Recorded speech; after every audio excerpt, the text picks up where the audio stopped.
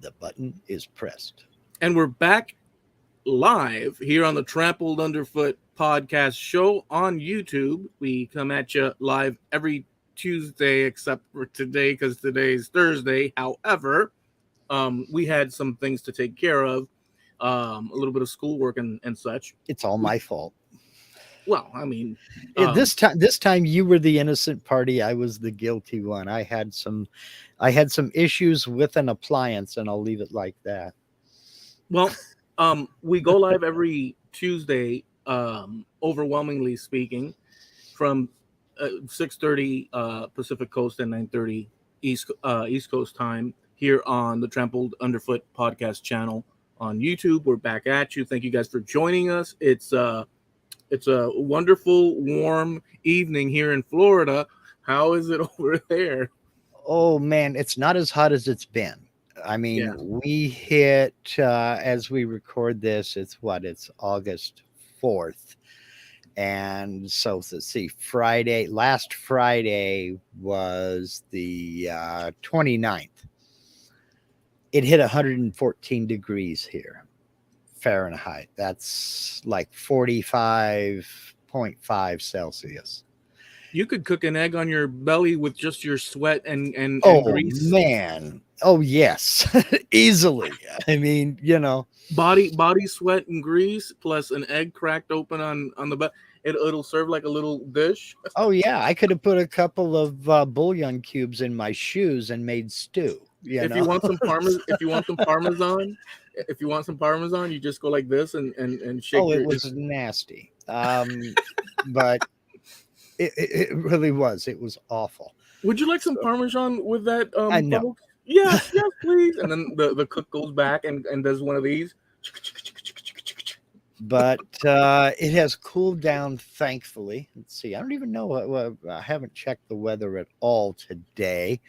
It is currently it's 6:33 p.m. here on the West Coast, and it's 99 Fahrenheit. That's 37 Celsius. So, I mean, we'll see what happens. But we're supposed to. Oh, goody! Triple digits again on Sunday. Yeah.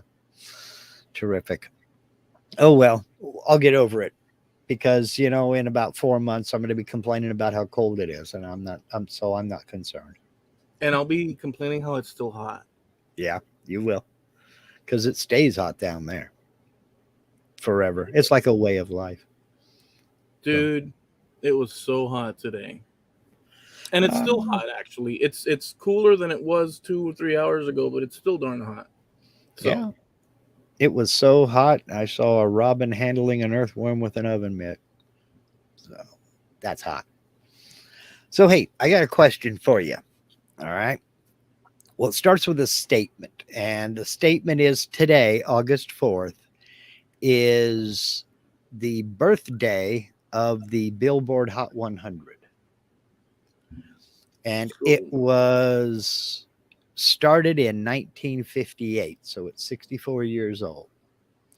Can you name, so we're looking at August 1958, can you name the first song they put at number one on the Billboard Hot 100?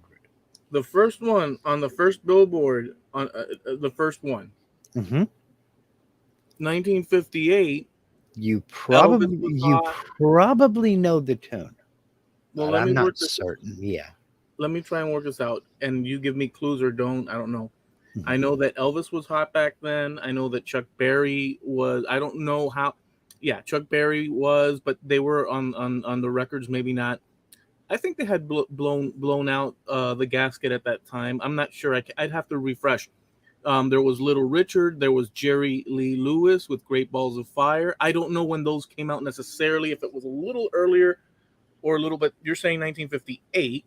Right. And I can't remember. So I know that those, and then there was the Sweetheart ones that actually started to pump out after Elvis went to the army. Paul Anka was around. I will give you a hint. You're getting closer. I'm getting closer. You're getting warmer. Okay. Well, then I'd have to think of people like Sam Cooke, Although that's going a little bit more away into more of the That's a little further back. um so Paul Anka is within the realm, is what you're saying. Yeah, it's kind of along the yeah. That's warmer. I think that I also am thinking of people like Bobby Darin and Splish Splash. Um, Although that's a little bit more towards the rock. He did start to change into the big band stuff, but he's still within the realm of the Paul Anka kind of sort of. Um, I don't want to. There's no way Liberace was on the top one. No. Oh, not that there's no way, but you know what I'm saying. Yeah. I don't think he would have brought this to the fore if it were Liberace. It would have He to be, wasn't he that yeah, he was not rock and roll, believe me. yeah. Um. So there's Johnny Mathis, although he would have come in a little bit, maybe more or less in the. No, he would have been in the. There's the Temptations were later slightly. Much later. Yeah. Yeah, they were a '60s phenomenon. Um, Boy, Not that you ever saw it, but he was also on television at the time. he was also on television at the time. Yes. Ricky Nelson. Ricky Nelson. Okay. Ricky Nelson, Poor Little Fool, was the very first number one on the Billboard Hot 100. Okay. Okay. So it took me a little while. You gave me a good clue because if you think of like 1950s and 60s like heartthrob television slash musician people, that Mhm. narrows it down. At least that's lingered till our days. As far as if you go into the sub popular category, if you have a little bit of, so yeah, okay, Ricky Nelson. Yep. Because I was gonna go with like the coasters as well. I was like trying to figure out the ink pens or the ink blots, Ink spots. ink spots, Yeah, but they were way back. The ink spots were way back. They were like 30s. 30s and 40s. Yeah. But Yeah, so I wow. was working in those terms, trying to figure out, but thank goodness, wow. Yeah, I had no idea that that song was that big, but it was number one at the time, and a good reason for it was because of his exposure on television. Because right about that time, the whole teenager thing was really hot, and it didn't matter if you had the greatest voice or if you had the greatest band in the world. If you had the right image, I mean, and we've had this discussion before a million times backstage, talking about at that time all of the marketing was towards teenage girls, because while they didn't have the money, mom and dad did, and usually little Susie got what she wanted. Yeah, So they started aiming marketing towards that market, and it took off. So, and then a few years later, Beatlemania, and Katie barred the door. yeah, So, so that was it. That was what I had. Like I said, it's a very short subject to talk about, but we can see where it goes. Now, speaking of the Billboard Hot 100, there's been a lot of music that has come and gone, obviously, over the last 64 years. Can I, I know when I was younger, the big thing was to listen to American Top 40 with Casey Kasem. And it was when he got into number 5 and above, you almost couldn't help but just kind of start leaning in to hear what was going to be number 1 this week. And was it my song or was it not my song? Did my song get bumped or did my song make it up that high or something like that? Do you have any, was there anything like that when you guys were growing up? yeah. Casey Kasem. It was Casey Kasem, really? Huh? Saturday mornings, you'd have your cartoons, all the Mhm. cool stuff in the morning, and then Yeah. right at the end, once the cartoons were over, Casey Kasem would come in, and you'd stay with that because it was still, you're a kid, but you have the music. And then when he was done, then I guess everything else was like movies in the afternoon or whatever the heck. But we Mhm. had Casey Kasem. That's where I first saw Michael Jackson. Really? Because Casey Kasem would, yeah, with Billie Jean or Beat It. I think it was Billie Jean. Um, Are you uh, are you talking about American Bandstand? I'm talking about Casey Kasem's top. Um, Well, type American in Top 40.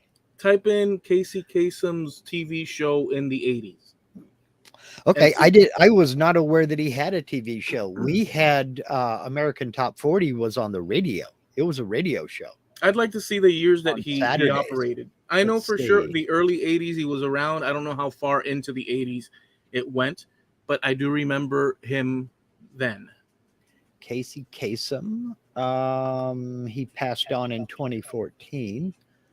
Let's see. In television, he did a lot of voice work. A lot of voice work. This was his show. Um, let's see. I'm looking for it. Um, in fact, Casey Kasem was the voice of Shaggy on Scooby Doo. Let's see here. Here, let me Yeah, look at the same time. American Top 40 was on the radio, but I don't remember a television. But I got wow. it already. Here we Okay. go. So, America's Top 10 TV series from 1980 to 1993. Host Casey Kasem lists the Okay. top 10 rock, soul, country, and album charts. Okay. Okay. And Okay. See, I never watched that. I wasn't even aware that he did that show on television because American Top 40 was a radio show that we listened to on Saturdays. And they played all 40 tunes. It was a long show. And he started from the bottom, went all the way up to number 1, and when they got to like number 5, you were like, you were into it, you were interested, you were invested, you wanted to know, did your song make it, you know. well, I saw for the first time as it came out, Say, Mhm. Ebony and Ivory. Yeah. Before I even knew Paul McCartney was attached to the Beatles, it was just Mhm. Paul McCartney, and I was a little kid. You know, you'd watch it before going out in the afternoon, because back Mhm. then what would happen is during that. The reason I remember it is that for that time my parents had separated for a year, Mhm. and I went to live just a mile or two down the road, close to the Midway Mall here in Miami, which is now called the Mall of the Americas. But um, Right. my dad would pick me up in noon, and then he'd take me to see a movie or to the zoo or whatever during that time because it was whatever issues they were having. And but in the morning I would see all the cartoons leading up, and while I'm waiting for my dad, you'd have the Casey Kasem and you watch, and then my aunt or my grandmother would say, "Hey, your father's here," and then I'd go off and take off. Um, so I remember it vividly because of that. You know, it Uh-huh. was attached to a difficult time in life. Well, we growing up, we had the Saturday morning cartoons, same as you, but we used, or I did anyway, used American Bandstand as my okay.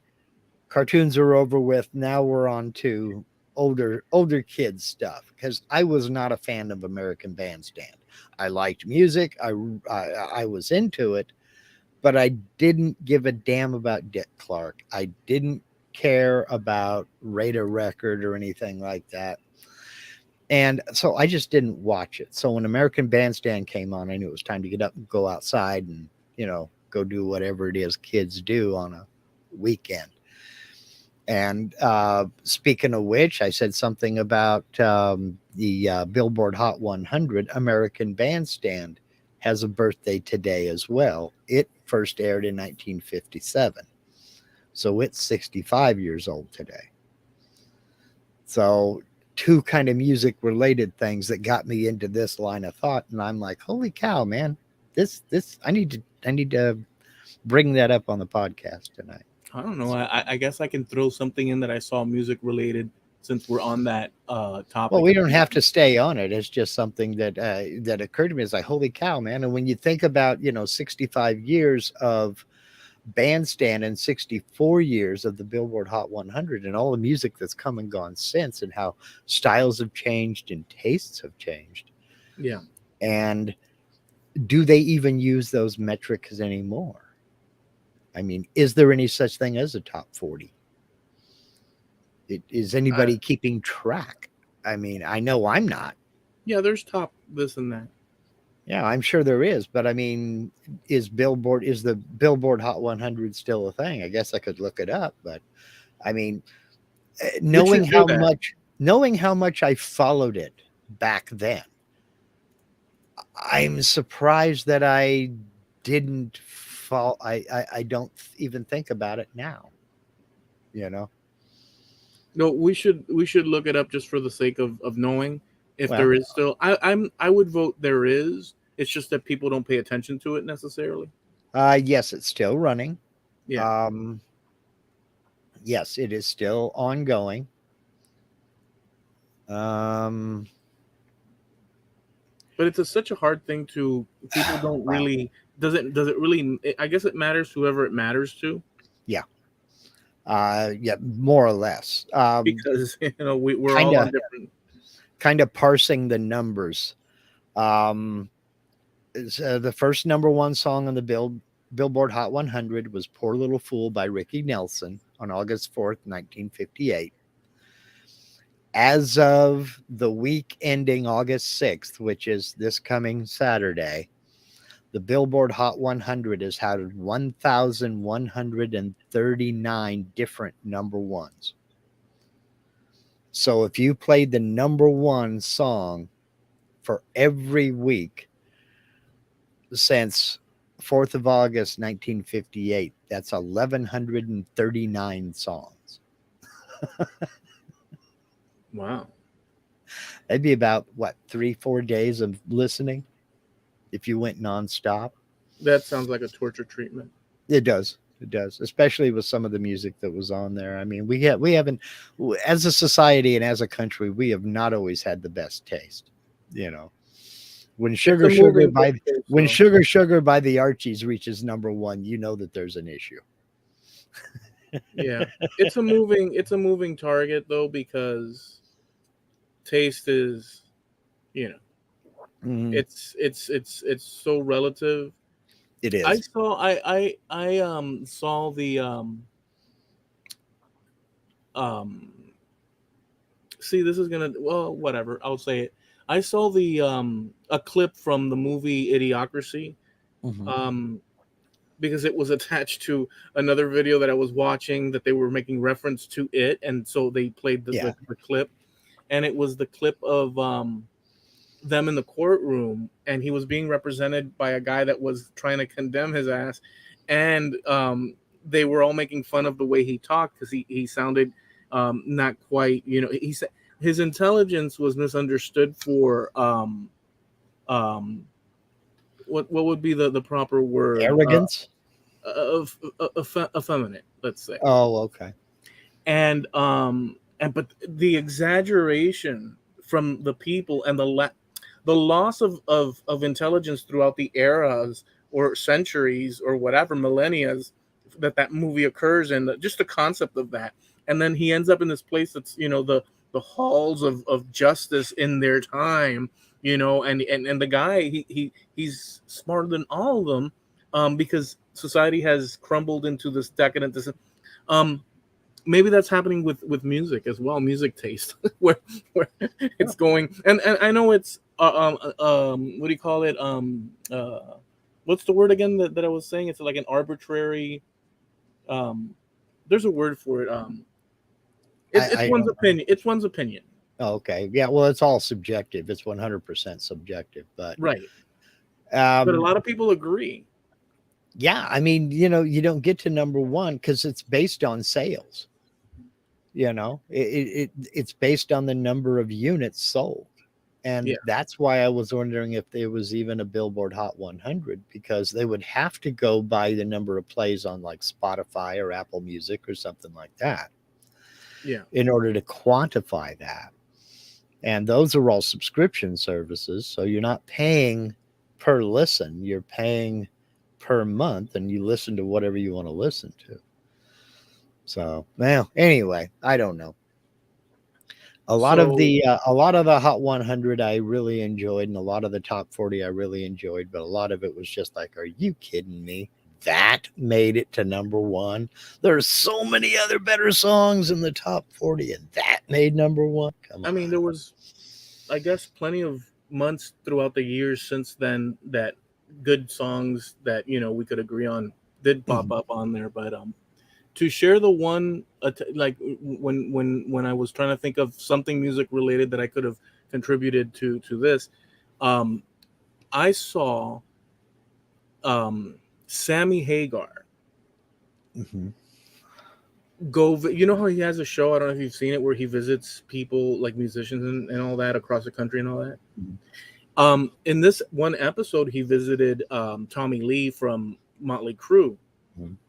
and it's cool because he visited his home, kind of like, remember Cribs, Famous Cribs, or something like that. That Yeah. show where and they show a little bit of the house, and it's really cool because the house is so in Spain, in the southern part, they have I guess you'd call it an outer wall that represents the building, but there's a courtyard in the middle where the rain can fall. It's Mhm. open, and then you Yeah. walk around your house, and the Yeah. center's kind of like you can sit. Well, he has that as a rainfall garden type thing, open Mhm. to the elements, Uh-huh. and then the house is in a square or a rectangle all around, and they sit and talk and this and that, but then they go and jam, and man, Sammy Hagar, I don't know the name of the song they performed, but he performed the song playing guitar that was very difficult while singing his pipes off the charts. It was so insane. And they were playing with the bassist from uh, Van Halen, Mhm. and then Tommy Lee on drums, just slamming the drums, and it was in his studio, Tommy Lee's Mhm. studio. And man, I didn't know, because you usually think of Hagar as a singer, Mhm. but the guy can freaking tear it up Yes. on the guitar. And the thing is, and he mentioned it as much because it was such a difficult combination to play and sing Mhm. that song. I'm sorry, I don't remember the song, but it was impressive as hell. I mean, I was thinking to myself, this guy's on par with all the greats. He's a very underrated guitarist. The thing about Hagar was he was always paired up with a guitarist that was a little bit more famous, or a little bit, or a lot more technically proficient. You Yeah, know, you can't go on stage and try to be the guitarist when you've got Eddie Van Halen 6 feet to your left. yeah, You know, you can't be the guy. You're never going to be the guy. Same yeah. thing with Ronnie Montrose. You're always going to be second place. But he's a very, very underrated guitarist. He can hold his own, believe me, and I he don't even has know some who that chops. is. Who? Ronnie Montrose? Yeah. Serious? Okay, I'll have to. I'm sure you've heard the band Montrose. Sammy Hagar was lead vocalist for him. No? No, I Okay. haven't. So I know Sammy Hagar from Van Halen. That's it, Oh, okay. and that's So, but all that I ever. nothing before that, huh? No, Okay, I'll have to turn you on to some of it. I You've heard. never paid attention to. Well, I did. He did have that song that used to be played ad nauseum, which we liked, but it Mhm. was played overplayed, like something I can't drive. Oh, 55? Yeah. 55. Yeah, Yeah, that was played. that was during his solo career. The album Standing Hampton was a very good album. Three Lockbox um, uh, was another one off of the Hampton album. But Montrose had a few hits. Rock Candy, Bad Motor Scooter. Oh, anyway, I'll hit you with a few of them after we're done here. But Yeah, that kind of surprises me because that Montrose's style was very much right up your alley. It's very much right up your alley. So Cool. it's it's not hair metal, but it's that hard rockin' style. Kind So of like what's that band? well, I'll put it to you this way: you could have dropped Montrose right into the middle of the '80s, and they'd have fit right in seamlessly, seamlessly. But these guys were early to mid '70s, maybe late I'm '70s. trying to remember the band, see if it fits with what I'm thinking, but I can't remember the name of the band. And I own a couple of their records. Not Bad Religion. Um, the other one that's got bad in it. Bad Company. Bad Company. Um, no, they were more high energy. Montrose was a lot more high energy. They were active from '73 to '77. Before we go on, should we drop a line? I see JP's Oh there. We yeah, have folks there. If you guys want to jump in and chat a little bit, just for the heck of chatting, we'll drop there. I a just link. dropped the link. You can come on camera with us and BS with us. Howdy, Jamie. Howdy, Jerry. Howdy, Linda. Howdy, Steve. Howdy, Robin. I feel like Miss Marianne on Romper Room. Yeah, if you want to come on and BS with us, there's the link right there. Just hop on in, take off your skin, rattle around in your bones. So, yeah, Montrose was active from '73 to '77, so fairly short lived. But Sammy Hagar was their lead vocalist. And he also played guitar, but Ronnie Montrose was the main guitarist, and he was another uh, good, excellent guitarist. So, but I'm gonna have to turn you on to some of their music when we get done here. Okay. Well, um, I don't think that you've heard. You was it the Archies that did Sugar Sugar? Yeah, Yeah. Well, I'm gonna have to turn you on to the Archies full 5 album CD plus what do you call it, book 350-page booklet with all their linear notes and background stories, so that you can really delve into the world of Sugar Sugar. And don't think that it's just Sugar Sugar. Okay, you have to understand. You have to oh, go I know. sub Sugar Sugar. You have to go underneath those pages to really see the depth of which Hmm. they It's not just sugar, sugar. I know that. It's also honey, honey. see. You see So now, now you're you forget, dude. I grew up with this. I came up with this. You have the luxury of looking back at it and getting it all at once. I watched it come out week by week, month by month.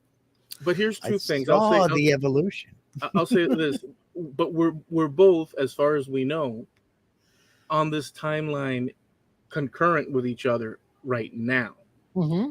and we have no choice but to look back and stuff. Yep. I find it, and we've mentioned this before. I find it very interesting that according to the scenarios that occurred as it was unfolding for you, you had your perceptions and the popular, but for us, closer to this timeline, looking back and having those, when I would, and I've told you this before, when a Sugar Sugar would pop on the thing right after like a Jimi Hendrix song, since Mhm. it all coagulated into like a stream of different sounds from Motown to this and that, we would take it in. And if we were driving and we heard, "Oh, sugar," da, da, da, da, da, and we'd be driving and stuff, like we were kids, you have to Sure. understand. Yeah. But it was playing on the radio and we'd be like, okay, here's another vibe. Let's rock with this. And we'd look Yeah, out the, you're and absolutely right. There yeah. are a lot of things that I thought was just the greatest thing in the world when I was 6 Hmm. that I can't stand now. But you know what? I was 6.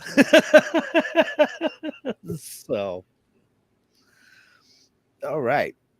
There he is, the man, the myth, the legend. How you doing, fellas? Michael. Doing all right? Getting good grades? let's do this so my crap in the back doesn't. Oh, okay.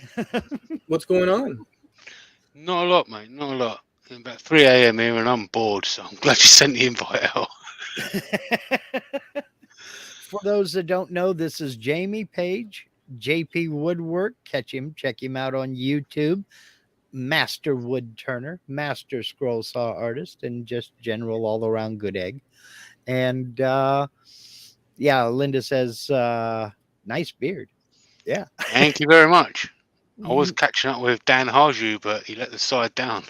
Yeah, yeah, he kind of went through and did a little bit of what would you Yeah. call that?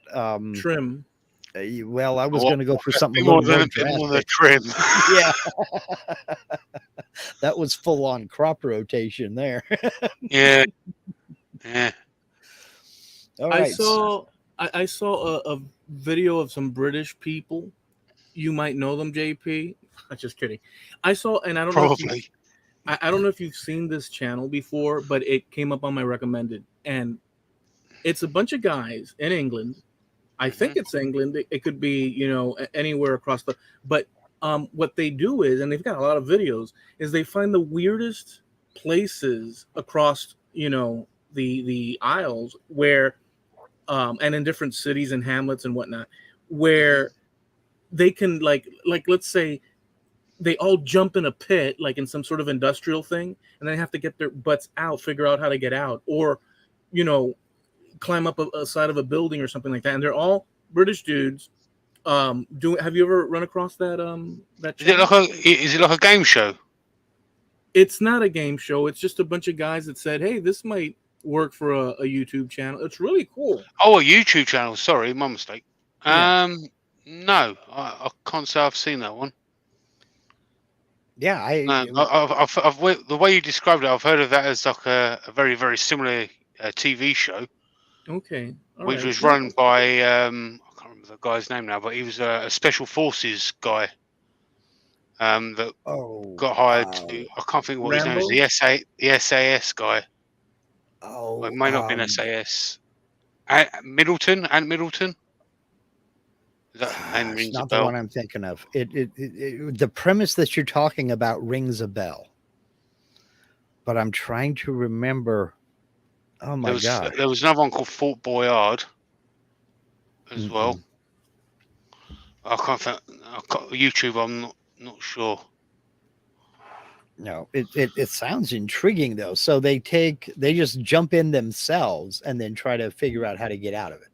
Well, they jumped into, like, there was this, it almost seemed like where you toss industrial trash or whatever, like a pit, but it had an access down there where from a building, but it was like locked, and they all jumped in.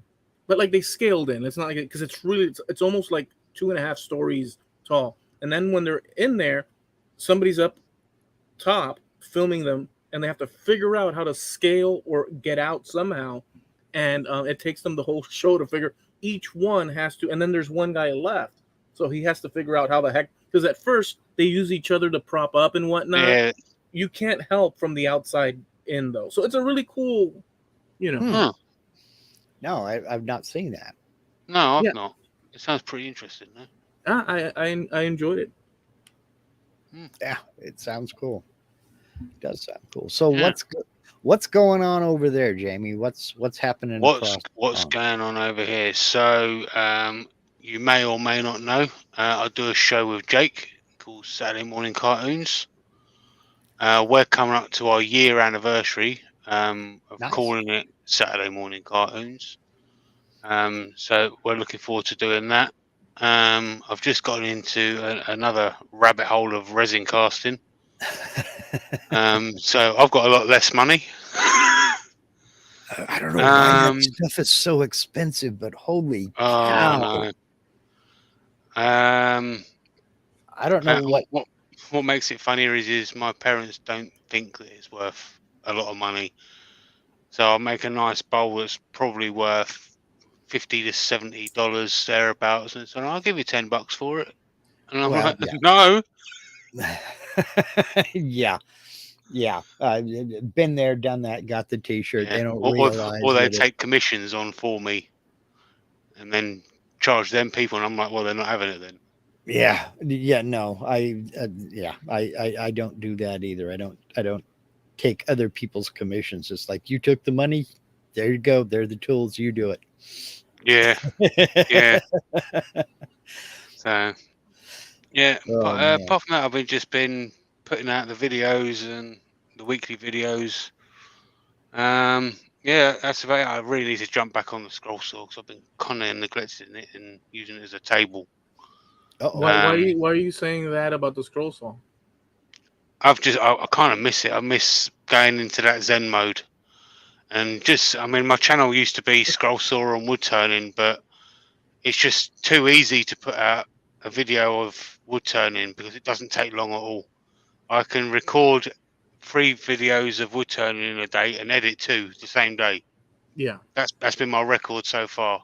I can't do that with a scroll saw. Some of the projects I do, which is probably more likely going to be a Charles Deering project or pattern, take up to 30 hours sometimes. yeah. That's the most I've ever spent on a project. You know what I'd like to see. I'll say it publicly. I don't care. It's nothing shocking. Yeah, I know, Eli. You told me about 5 years ago. That was the first time you told me. Yeah, but you might know, and you might be surprised too. But the audience or Mark might not know. Mark might know, but maybe not. I don't know. And in fact, this isn't. This is this is sort of like adapted from that earlier thought.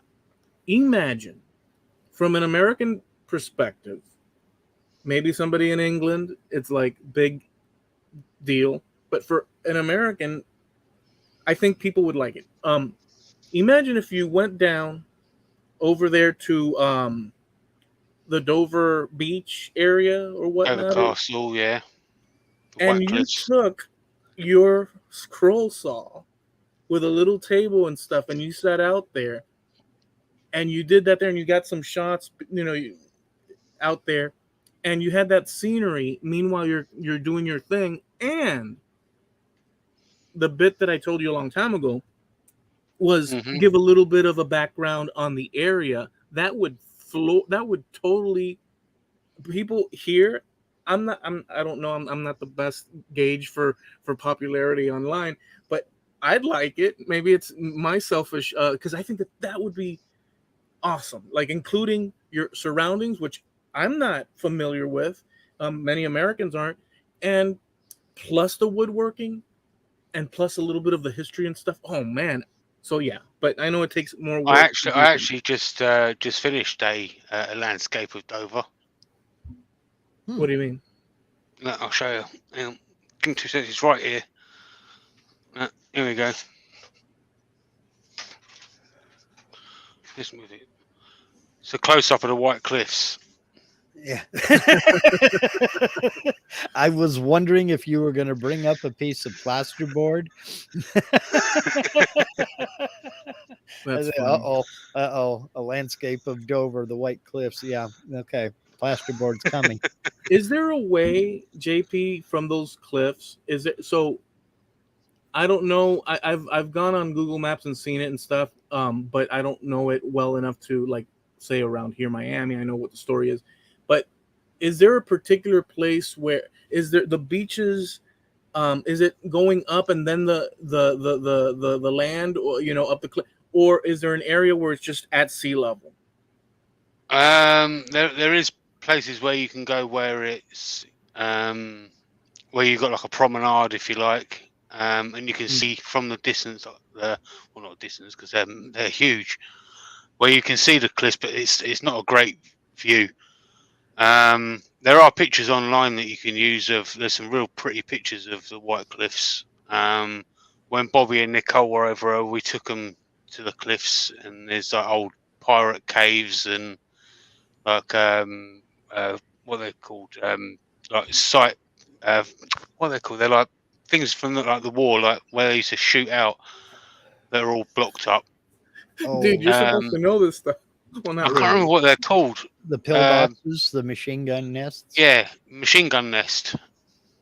There's some of Okay. them on the thing, but yeah, most of the caves, they're all concreted up or boarded up now, and all that kind of stuff. All the pirates used to come in with all of the stuff. Mhm. So yeah, all the smugglers. All the So Spanish loot. Well, yeah, now, well, now to your point, Eloy, didn't Carl Jacobson start to do that with his mobile turning shop You know with his what? trailer? No, he made a couple of videos. Yeah. He made one up at Crater Lake. He did not too far away from yeah, me. he He actually did did one a over on the diorama. he did one over on the Oregon coast as well. But those are the only two that I've seen where he has actually taken his lathe setup in his trailer and gone out on location and actually turned something there. Let me attach something Yeah. to what you just said. He did a gear shift with a Cadillac emblem at Cadillac Ranch. Mm-hmm. Let me Okay. attach something to what you just said and what we've been talking about. This is just an idea and whatever, you know, it is. But like with Carl, what he did, and I saw 2 or 3 of those videos that he did when he Mhm. was doing that. As an extension, and I think he did a little bit of it too. What I'm about to say, you do your turning or your scroll sawing and whatnot. You know, you've got your scenery around. You do a little bit of talking about but you could also just kick back conversations with a local or two, Mhm. so you can see that personal interaction of Jamie Page with someone else, as opposed to just him in the video and stuff. As part of the package of it, I know it's more complicated to film and produce that, but that sure would make for an interesting, heck of an interesting experience to watch. You know. Mm. I know I know that Carl ran into some trouble at Crater Lake because it's a national monument. Yeah, you need licenses. He was very limited on what he could do there. They wouldn't let him set up the trailer and turn there. And in fact, they left the park and went down close to a lake I used to go to a lot, Diamond Lake, it's called, and that's out of the national monument. And they pulled off to the side there, and that's where he did the actual turning. Yeah. The landscape is very similar, but he couldn't do that from within the park boundary. I've got an idea for Jamie Page that'll make this easy. So Uh-oh. I don't know what the rules are over here, but we've got something called the English Heritage Mhm. Trust. I've And got I an don't idea know for if you. that would be protected. No, Mhm. I can solve. I the solution according to what Mark said. I just had the solution. Here's what you do, and Carl could do this too. Shoot. All your footage of actual woodworking, close-up shots of you with the tool at your house, and then you Green bring the screen. equipment out in the wild, and you get long shots. Are you pretending you're scrolling? Nobody's gonna look.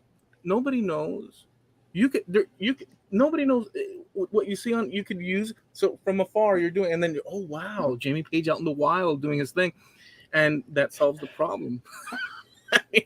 I mean, if there's an issue with, plus you need electricity, right? You're not gonna run a wire from your house to the Yeah, cliffs of true. Dover.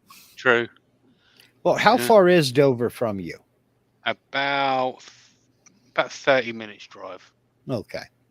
So it's not Yeah, like not far at all.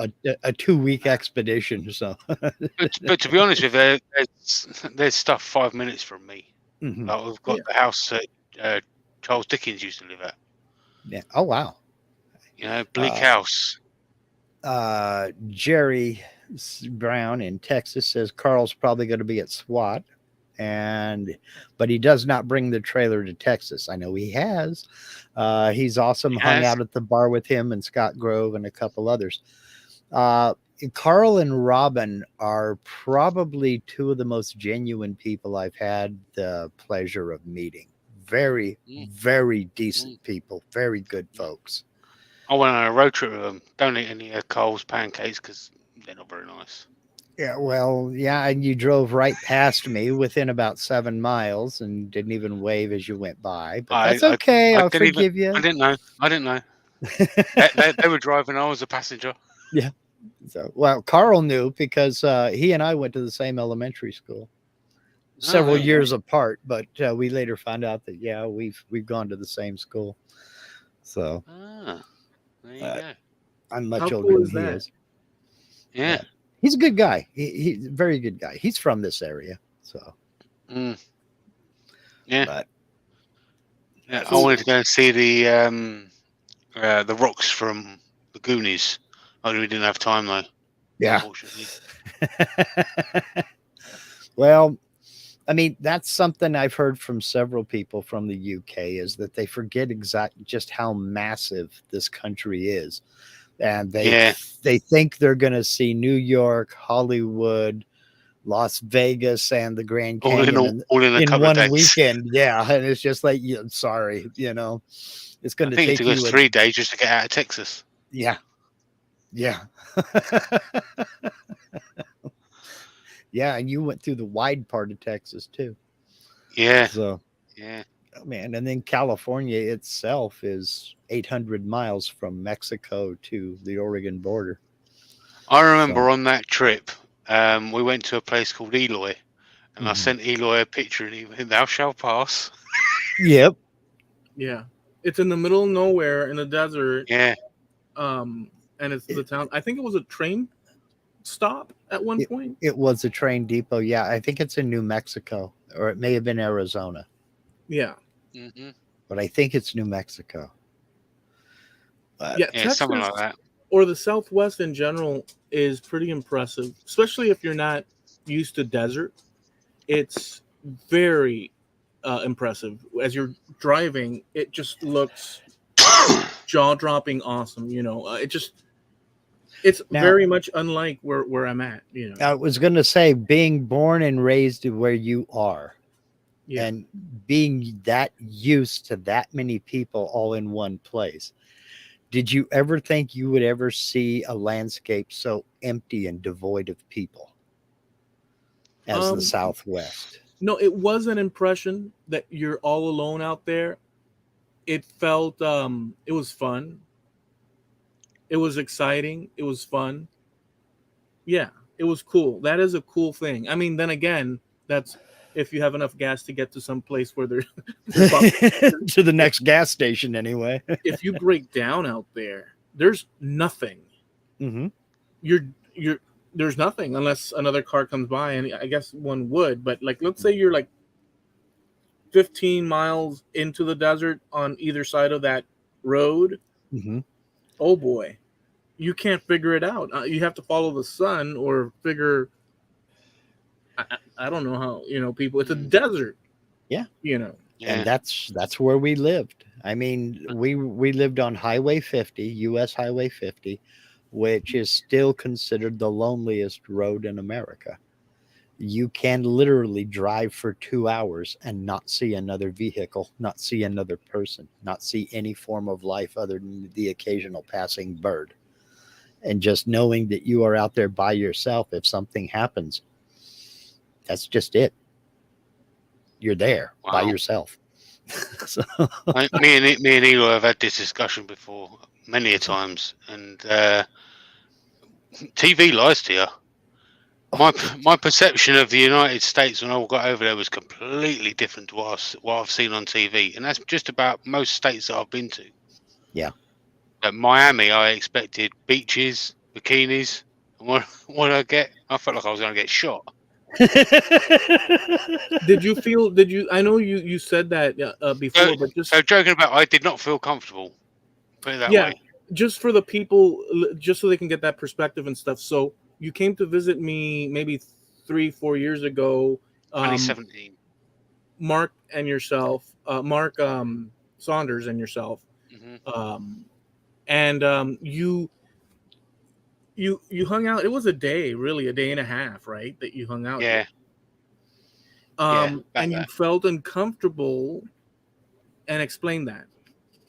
So the only time I can honestly say I felt uncomfortable was well, after I let your dog out, basically, when we was looking for your dog, Yeah. and one, I was scared of you. No, I'm joking. So that when we was walking up and down the road, looking for the dog, and we couldn't find him. And then you was like, oh, you just walk in and out of the people's front yards and just go and get them. We do not do that in the UK. You walk into someone's front yard without asking them, you get in trouble. So No, that's not. my perception is if I do that over here and you get in trouble, they got guns. I've got a different. I speak differently to Americans. So I'm gonna what get would a you? bullet in my ass, So what if? basically. How would you? How would you? How would you say? Please don't shoot. Can you say that in the way you would say it? Oh, I would ask. It doesn't mean I'm gonna get. Well, how would you say it? Could you please say it out loud for us? Please don't shoot. Okay, they'd hear that and they say, "Uh-huh. You see what we got here, folks? You see what we got here? Come on." No, that's Yeah, not the case. But we did. Mark Saunders explained, and so did I. But I understand the perception because in America, everybody's got weapons. Let's say. I mean, that's the assumption, and they'd probably be right. Just about a fair amount of people might just definitely have that. Eh, And in their a prime example. Next door, right? Who've lived there for a decent amount of time, accidentally kicked their ball into our yard. yeah. It was there for a good couple of weeks before we was like, you know what, let's just give it back. We just threw it over their fence. They did not come and get it. But wait a second. Let's be clear here. Because I don't know. So you tell me. Um, I've seen scenarios where people's patios in England just Hmm. happen to be along the path of the next house or the next, and they can walk right past it, and you don't see that here much. I mean, I'm sure there's some place that you might reproduce that, but in general, you're quadrant off from the next property to the point where you're not going to get anybody in your way. But over there, Yeah, there are scenarios like that. Yeah, yeah. Every house is like blocked off. You know, like you've got your blocks. There's mhm. yeah. a fence wall all the way to the front, unless you've got a driveway. Yeah, Okay, see, we generally don't have that kind of a wall or fence out front. Some people do, but most Mm, folks don't. It's just an open front yard in yeah, most yeah, places. Yeah. But on the other side of that coin, there are huge swaths of this country where you have a subdivision of houses. I mean, all over the place, and there isn't a fence to be seen. It's just yeah, here's a house, and then there's a bunch of green lawn, and then there's a house, and there's no fencing in between at all. yeah. yeah, And maybe you'll have a little area in the back where a dog run, where the dog goes out and does his business, but and doesn't get out of the yard. But other than that, it's just all wide open. I've never lived in an area like that. Have yeah. you have you ever? So here's one thing, because just to stay with the Jimmy Page thing in Miami, because I wanted to, but I just want to ask both of you: have you ever lived in a community where there's bars on your windows? No, Um, no. yes, but it was probably my fault when I was a kid. And that, what was the name of the jail? No, it wasn't. It wasn't the jail. It was the house behind us. So it was actually sorry. So when I was a lot younger, Yeah, me and the kids that lived next door, so was about the same sort of age as me when I was a lot younger. yeah. Had a tendency to throw in stones over the back fence. Oh, So that. they decided they'd put a cage up over their windows. Apart Um, from that, no. So when when you we grew up, they took them down. when you were here, there you did you not notice the bars on my windows? Yes, I noticed them.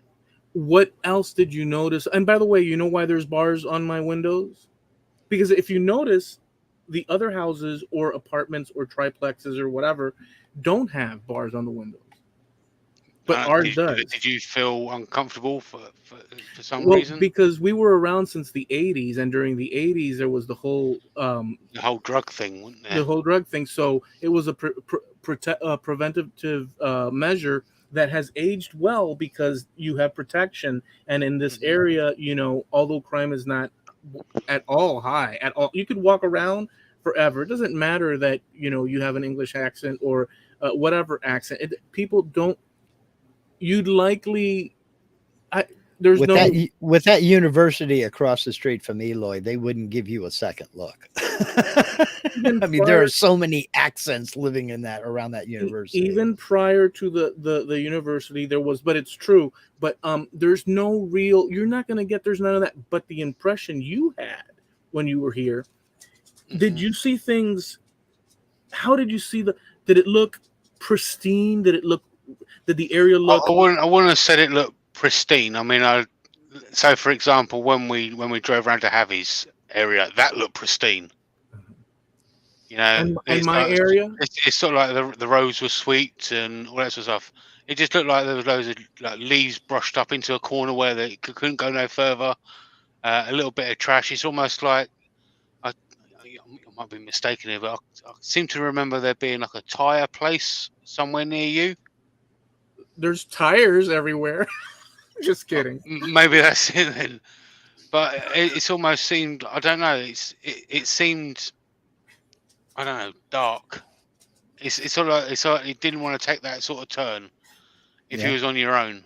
So so it's an interesting thing because there's no, number one, this area, there are different grades of areas, let's say, throughout the country, and Mark was mentioning that, where there's areas that are just like, I guess you'd say, what would you say, Mark, like a housing development where all the houses are quite, arranged, Yeah, and whatnot. it's I don't know. I think it's an attempt at that stereotypical American dream, your own house with a little white picket fence and things like that, but just somebody forgot the memo about the picket fence, Yeah. and I've never lived in an area like that. I've never lived anywhere where there's bars on the windows. Is not, and I'll be honest with you, this is just being frank here. If I see bars on the windows, I don't want to live there, because there's a reason people put bars on windows. And if you have to do that, I don't want to be in that area. Well, there's another thing. Let me add this other thing to it.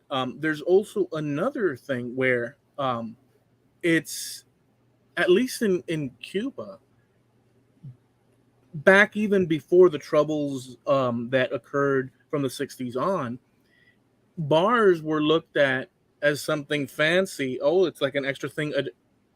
It was a cultural thing.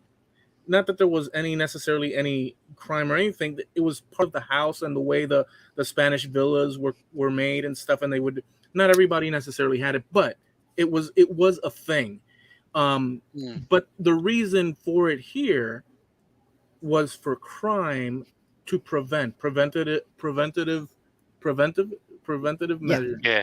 Mm-hmm. So Jamie Page came and he had that experience and stuff, but I didn't tell you to go in as if it's a normal thing. I just said check because there's some properties where there's multiple people living, and those people come in and out. So it's kind of like it's a private property, but it's, I don't want to say open to the public, but it's a communal apartment building type thing. So you're not really restricted like it would be a single family home or something like that. So the place where Mark Saunders found my doggy was in one of those and stuff. But you were freaking out, yeah.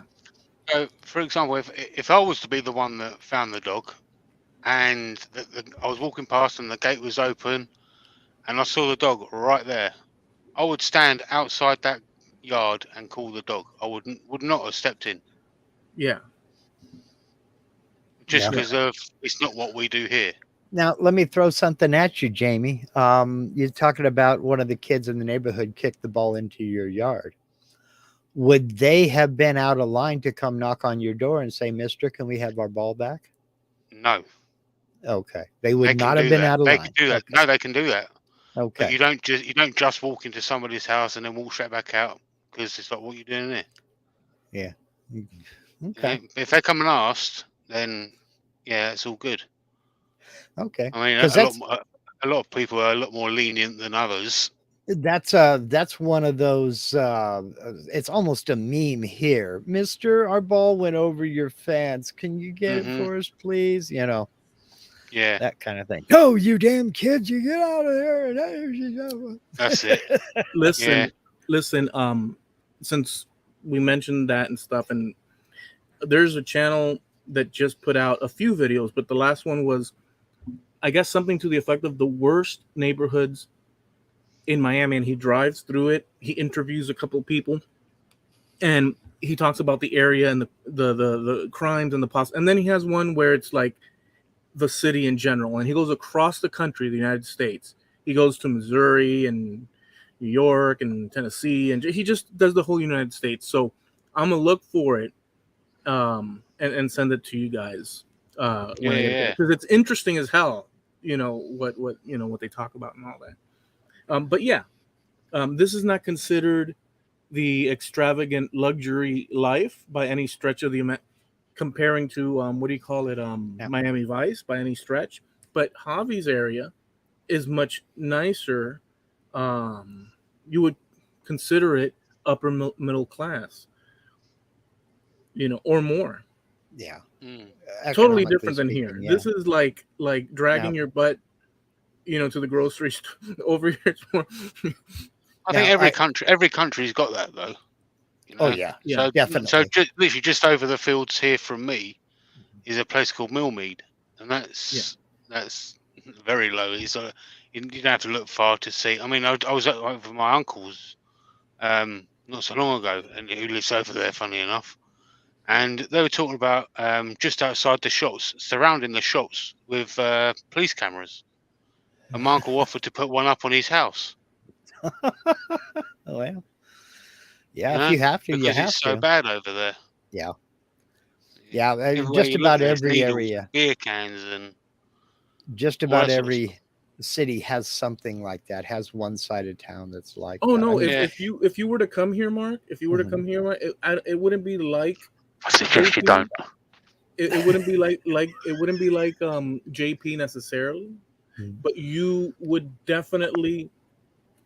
I'm assuming a lot here, but you would definitely arrive here and obviously notice that you're not in Kansas anymore, because there's a lot of city going on.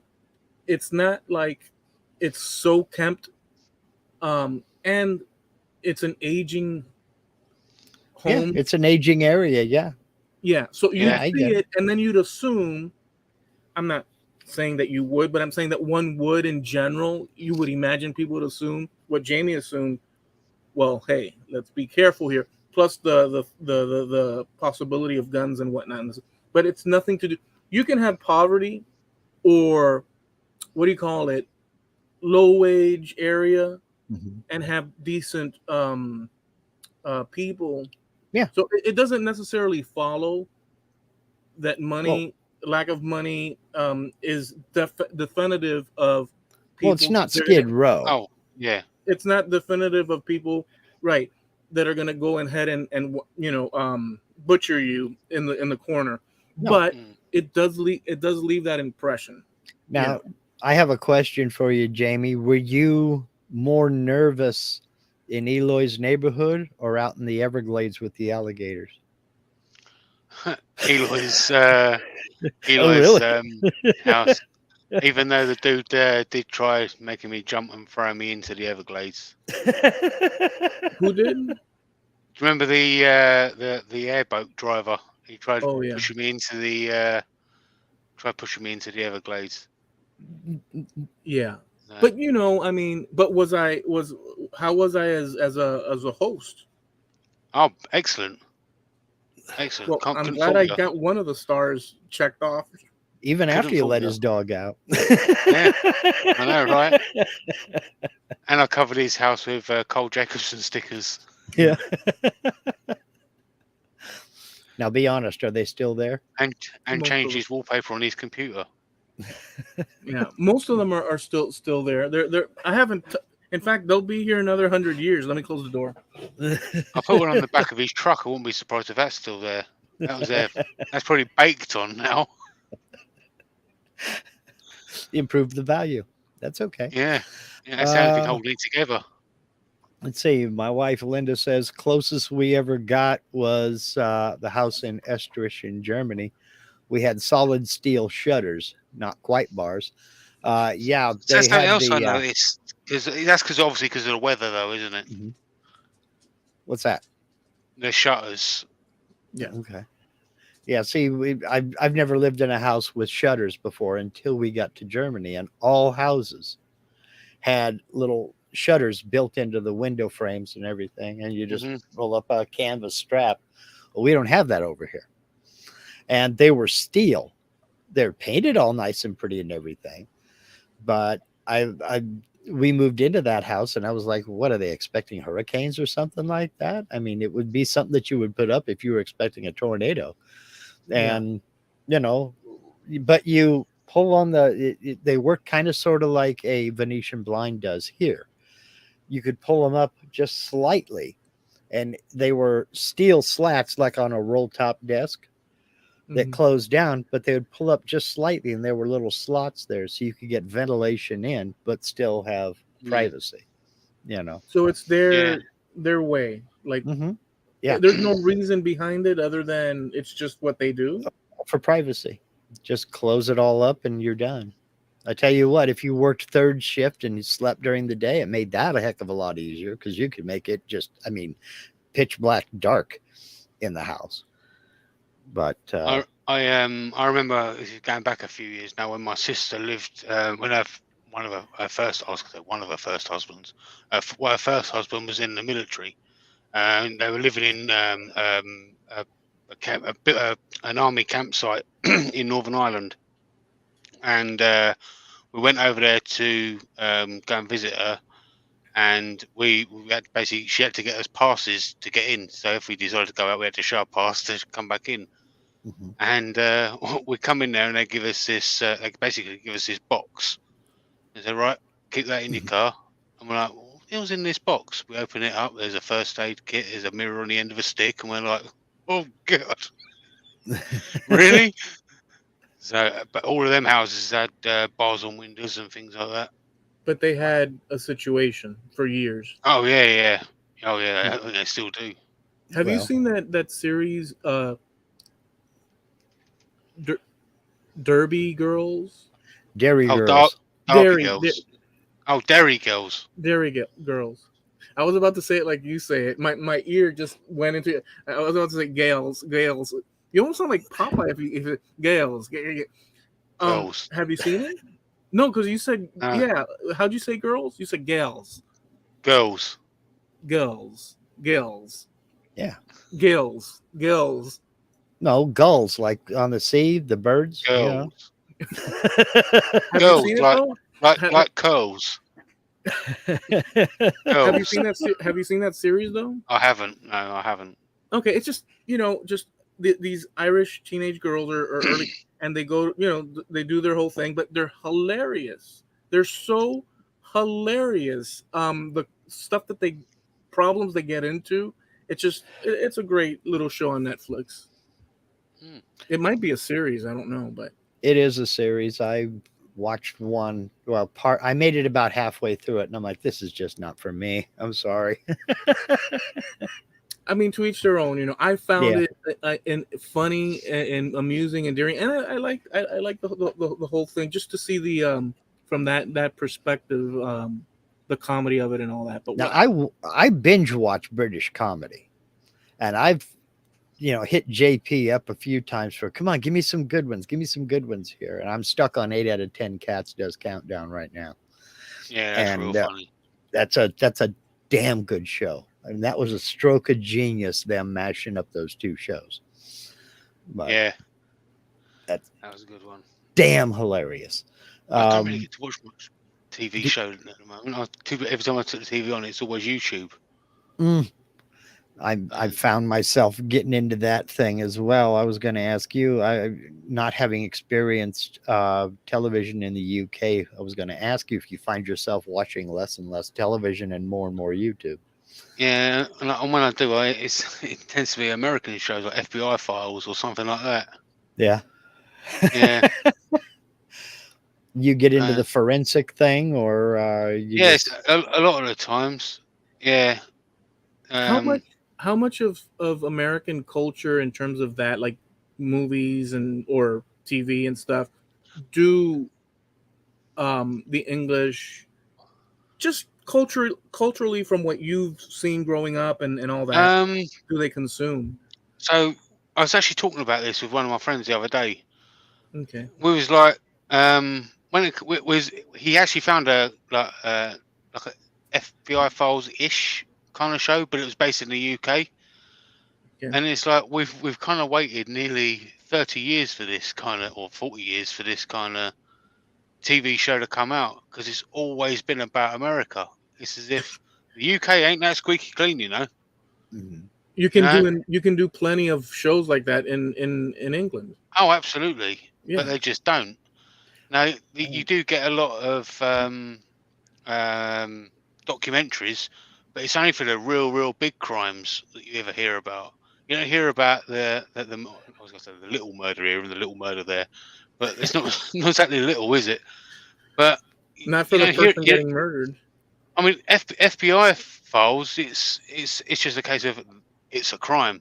Hmm. Let's whack it on TV. They should do that in the UK. Uh, Expose them and all that sort of stuff. Let people know about it. Looking at it is definitely a difference in culture because as an outsider looking in, you folks tend to be more private about things like that. Now, I don't know what your Yeah, laws are. Here, just about everything is a matter of public record. I mean, yeah. there's a website I can go to right now, and I can just scroll through and see mugshots of people who have been booked into our Oh yeah. local I know. county jail.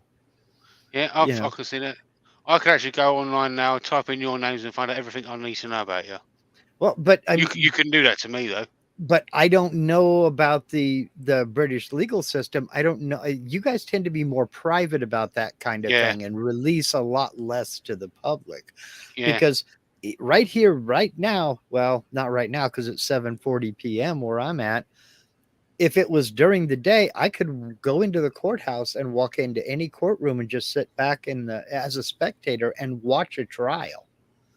And So I don't think you can do that here. yeah, so I understand why that kind of a television show hasn't really come out because Mm. your privacy laws are completely different than ours are. Oh, without doubt. So I'm not sure what the rules are on it now. So, for example, if we was at a trade show, for Mhm, argument's sake, and somebody wanted to live stream it, right? First of all, mhm, you need permission for every single person that was going to be there in case they appeared on camera, mhm. and then you needed, so like even on our house now. So we've got security cameras all around our house, right?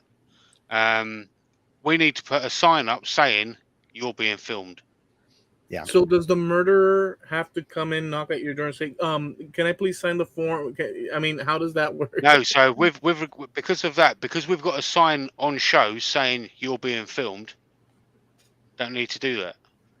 Okay. But if you're live streaming and there's a camera being done, like for example, you don't want to be recording kids without anyone knowing. And if a parent turns around and says, "I don't want you recording my kids," you can't live stream. Yeah. So it's a problem to record in public. Like, let's say you're filming in public and stuff. Yeah. Well, what if So they're I arbitrary? go What on. if they're second? Like, what if they're just what's the word, Mark? Not arbitrary, but what if they're like It's just incidental. They happen to walk in the background or something like that. yeah, I, incidental. I don't know the law over there. I'm not sure if it's incidental. Well, obviously there must be something up knowing that we're doing a live stream. Like for example, when we did at Maker Central, we done Saturday morning cartoons there. The cameras were facing into the booth, so no one could come in there. Okay. Yeah. You know, Yeah. Wow. and So if you wanted to be on camera, we was like, right, for example, such and such name, come on, you come on camera. And if they said no, they said no. If they wanted yeah. to There's be no promoted, they expect. came on camera. There's no expectation of, at least here. I know in a lot of places across America, I think it's everywhere, but maybe it's not. But I know here there's no expectation of privacy once you step out your door.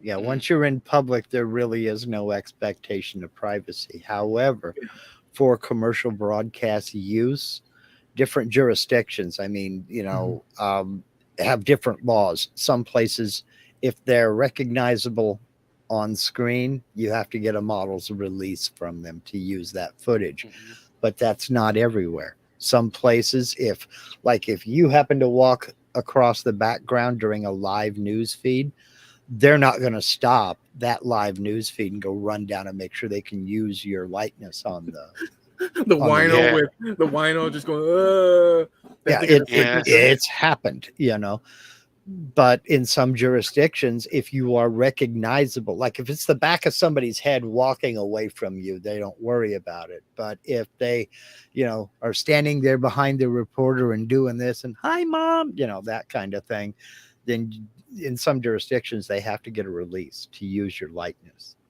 Yeah. Mhm. but not everywhere. Yeah, So I there's mean, Yeah. there's it's plenty of differences. But there's a familiarity too at the same time. yeah. It's weird how that works. And to your point, Jamie, about putting up signage to let folks know that yes, you are being filmed for surveillance purposes. Different jurisdictions, different places have similar laws, but a lot of other Mhm. places don't. So it's like the big thing over here now is the Ring doorbell security camera, That's it. and you can put one of those up and not put up any kind of signage at all. So we got one. I can't remember what it was called. It wasn't a ring. It was like a cheapo version. Hmm. And with that came a sticker that says "You are being watched." Mm, yeah. See, And You you have to have put it to up. you have to inform the person. Yeah. No, they don't have to see that sticker, but it has to be put on show. okay. Because most folks around here, if you see a sign like that that's saying, surveillance cameras in use, that's as a warning to people who might try to do something, you know, Hmm. just to let them know that. And it's quite often you see the sign, it's flagrant. I mean, it's a, we're watching you, or you're Yeah. on It's camera, it's bright yellow. or smile, you're on camera, something like that. Yeah. It's, Trespassers will be shot. Do you have any signs like that anywhere? Survivors will be shot again. yeah, yeah, Be careful. I've got a girlfriend. it's it. And not afraid to use it. Yeah.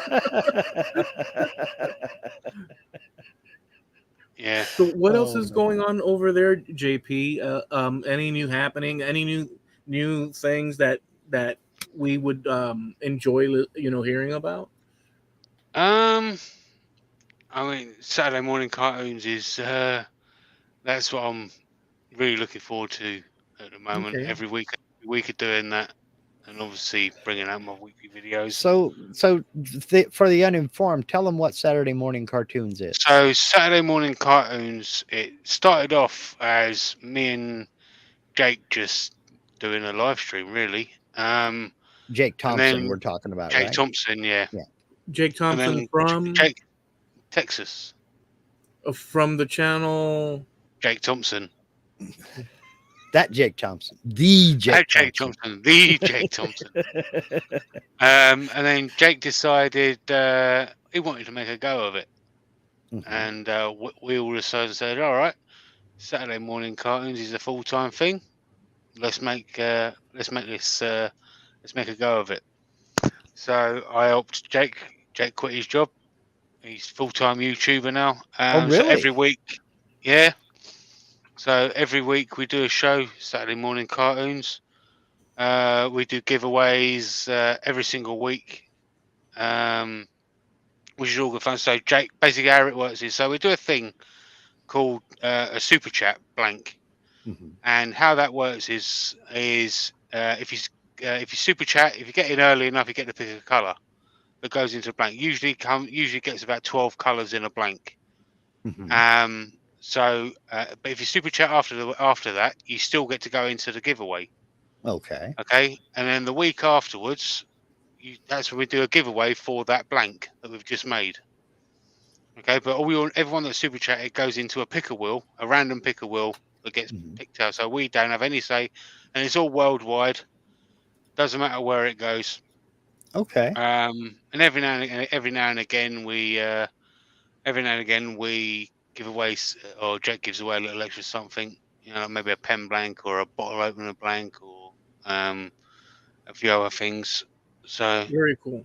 yeah, And that's on Jake's channel or yours? yeah, no, Jake's channel, Okay. channel. All right. Let So me. yeah, we do do a shout out Look every this week, here. and Okay, I so got yeah. it. So And I've he does bowl blanks. Oh yeah, he does all sorts of blanks, and I they're just put a all awesome. link.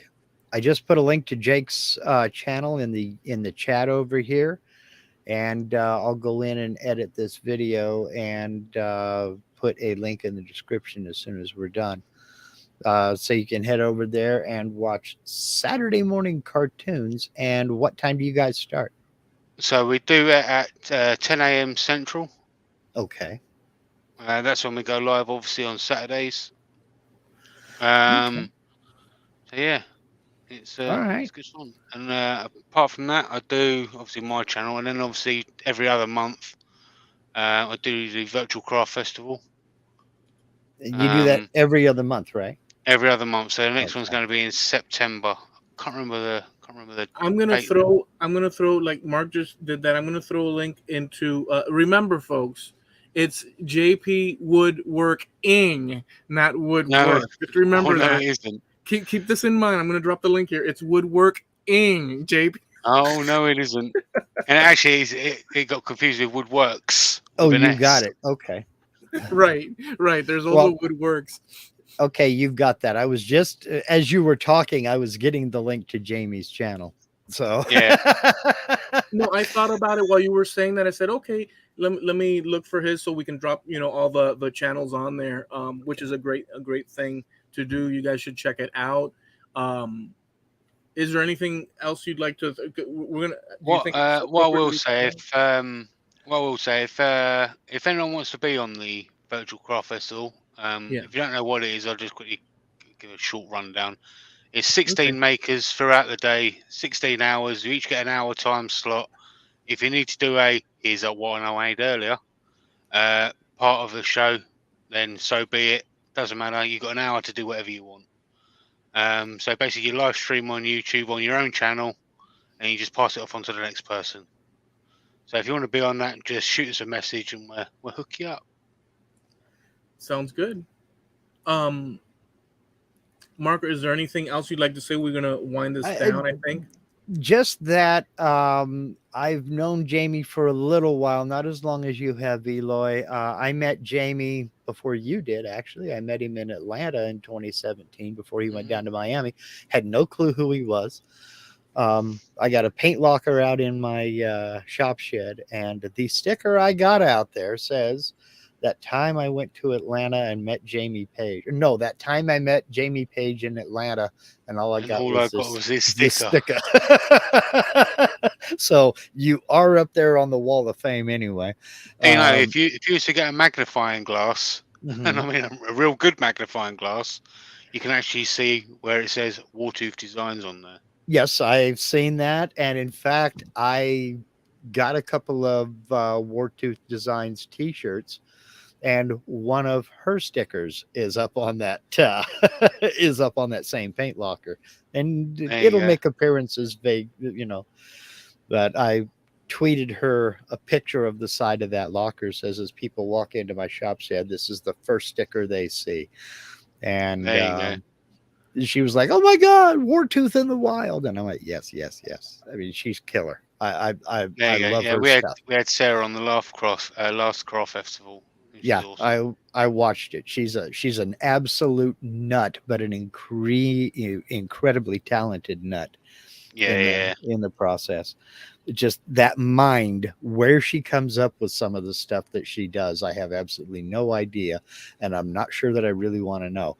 But But it's what she awesome. does is awesomeness. Yes.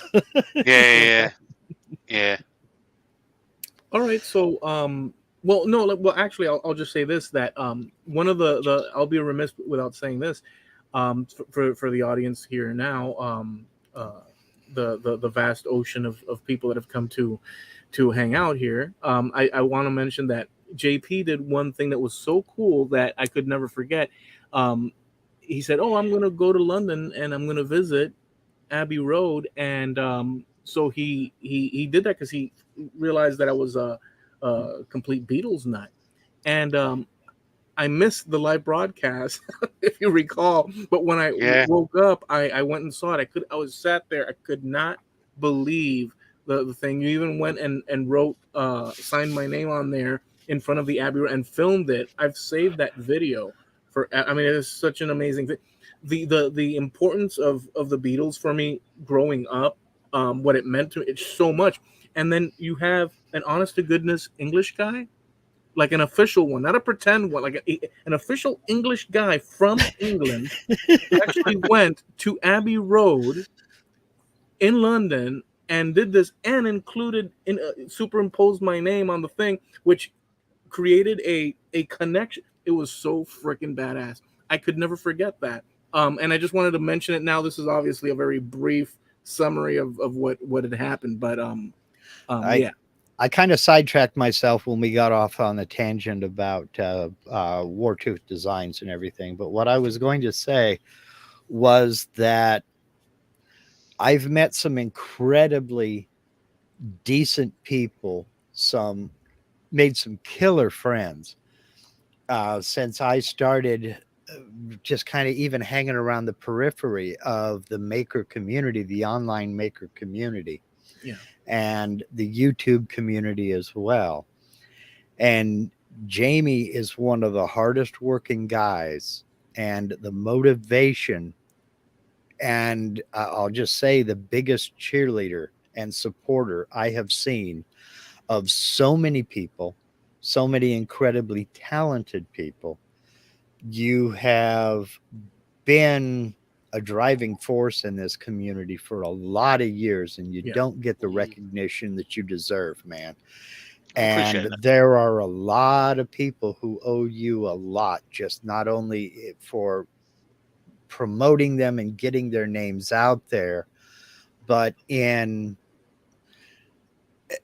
encouraging them to keep going and keep developing their skills and keep doing what they do. And I just wanted to say from me personally, thank you for doing what you do.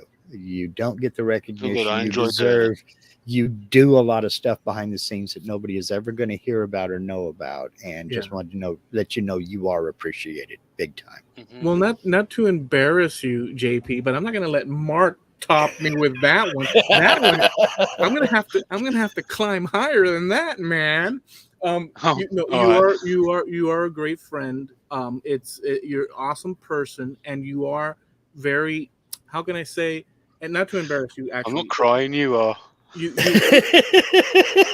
you're actually a very selfless person when it comes to that, like what Mark said, in that one of the first things that was evident is that you were selfless in your promotion of other people. And not to repeat with Mark, but I concur completely with what Mark said and stuff. And so I do appreciate you as well. Um, but you're a pain in the butt too. So I'm just Yeah, gonna say, there is that. Oh, go I know. visit, go visit. Take the good with the bad, unfortunately.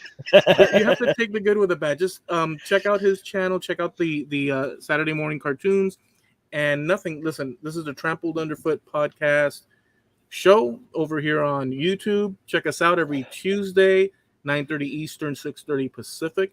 Well, we also have a page up on the web by the same title, trampledunderfootpodcast.com. You can catch our audio episodes over there and back catalog of them. And we have a page over on Facebook if you want to leave any show suggestions or something to that effect. And we're also sponsored by Harneo Media, your web source. Look, if you're looking to establish or increase your web presence, look no further than Harneo Media. They will do as much or as little as you want to do. If you're a veteran and know how to run a website, they can do web hosting. If you are just looking for design and want to get a website up and running with as little fuss and feathers as possible, they are the people to talk to. That's hook up with Steve at Harneal Media. That's HARNEAL media.com, sponsor of Trampled Underfoot Podcast.com. All right, awesome. So listen, we want to thank you all for hanging out with us. Have a enjoyable rest of the week. Actually, it's funny. I don't mean to go on a rant at the end here, but I usually say in this part, and you do get the habit of, since we do it on Tuesday, I tell you, have an enjoyable rest of the week. But we're kind of like crossed that bridge at this point. So I do want to wish you guys a great weekend and that it's spectacular. And nothing will see you next time. And see ya. Peace. Take it easy.